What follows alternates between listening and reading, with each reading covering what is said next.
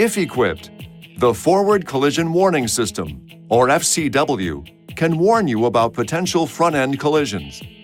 FCW uses data from the front sensors, electronic brake controller, and wheel speed sensors to calculate a probable collision. When the system decides a forward collision is probable, it delivers audible and visual warnings. If a forward collision is no longer probable, the warning deactivates. Other objects like guardrails or signposts can trigger these warnings too, especially when driving on a curve. This is normal FCW function. Remember, FCW is not designed to avoid a collision on its own, and it can't detect every possible type of collision.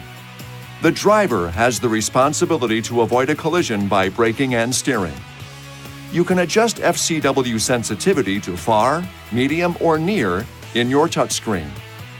This video is not intended to take the place of your owner's manual. For complete details and other important safety information, please see your owner's information.